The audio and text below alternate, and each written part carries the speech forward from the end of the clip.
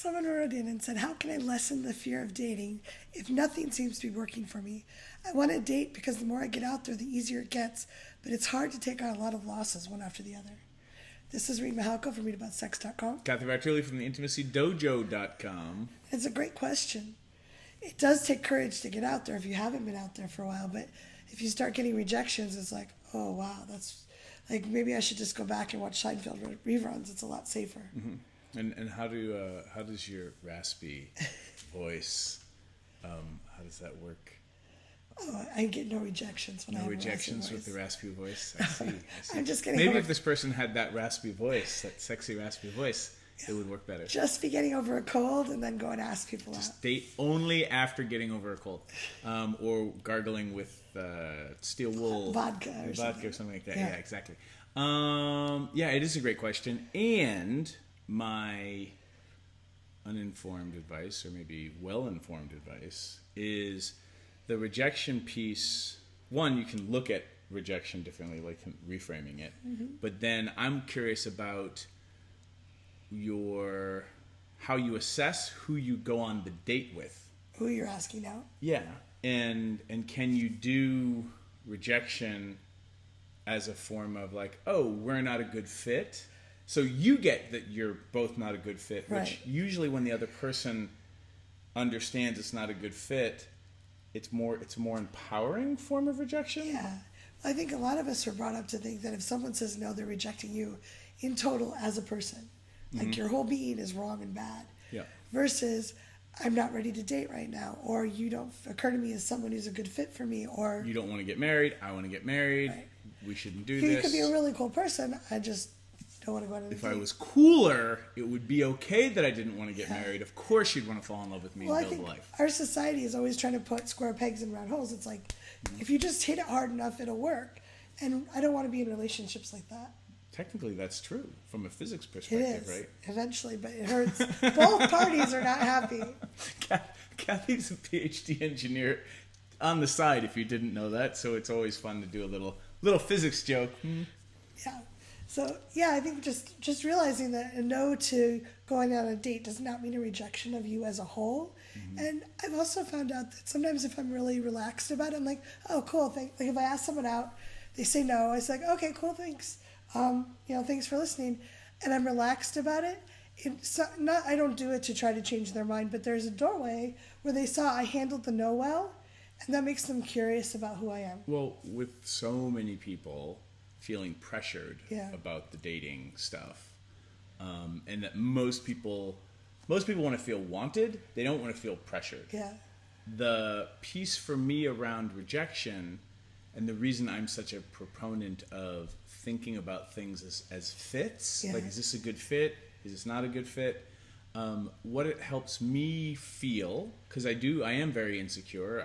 I did get rejected a lot when I was younger, and I was the weird, goofy kid, so nobody wanted to hang out with me. Now, being weird and goofy is what you still get rejected sometimes. Yeah, but the rejection to me doesn't occur as rejection. It can sting. Yeah. Because I get disappointed. Yeah. But from a fit perspective, when I can remember, if we're a bad fit and we try to make it work, it's going to be painful. It's not going to be rejection. It's going to be implosion. Like, it's going to be crash and burn, which I personally, having grown up in a family where there was a lot of stress, I would rather deal with the sting of disappointment than the crash and burn, like, of just stuff being so terribly hard to make work that then it just disintegrates. And this is all my opinion, but the reframe has been really powerful, because then when somebody says no, I can really thank them for taking care of themselves, because they saved me the crash and burn. Yeah. Like the emotional scar tissue of all that. Yeah, and you've worked through a lot of things, so as well. So you're just approaching it as here and now, this is what's happening. A lot of us have trauma or painful memories from when we were younger. Mm-hmm. So we're not just going up to Sue to ask you out. We're going up to Sue to ask you out. And we're also heal an entire childhood. Yeah, and Mrs. Brooks, who rejected me in the 3rd grade, and my Santa Claus. Why were you trying to date Mrs. Brooks? That's she was hot. Wow. No, I'm joking. Wow. How old were you in 3rd grade? I'm just making. How old are we in third grade? Somebody let me know that. I can't do the math. Like 8 or Is it 9. metric in Europe? I don't know. I think 9. 9. So anyway, I was just making things up. But like, it doesn't have to be a romantic. It could be any rejection. We're projecting that onto that person. Mm-hmm. So one of the things you can do is do it as a research project. Go up, you notice a rejection, thank them, and just notice what's happening for you, what stories you're telling yourself, what memories you're noticing. And those are great things to get coaching or therapy on. Yeah. Clear out of the way so that you're not carrying them every time you talk to someone. Journaling, for those of you who can't, because not everybody can afford to go to a therapist or a workshop. Yeah. But journaling what those things mean to you, or if you can kind of forensically trace back to those moments. Yeah. When, those childhood or teenage moments, some of us have those moments in adulthood, right? People who have thought they were happily married or happily dating, and then the relationship, their partner wants out. That, those are like anchor moments for a lot of stuff. And you can also, you shared this at a play party at once, and it was brilliant. You said, go up, try to get 5 no's. Ask for 5 things you really want to do, but that you never think anyone would ever say yes to you for. And you're just trying to gather 5 no's. And I ended up getting so many yeses, it was hard. People I never thought would do it. Ask for stuff you want. Yeah, because then you're like, yeah. And again, And be okay with them saying yes, and you get to do it.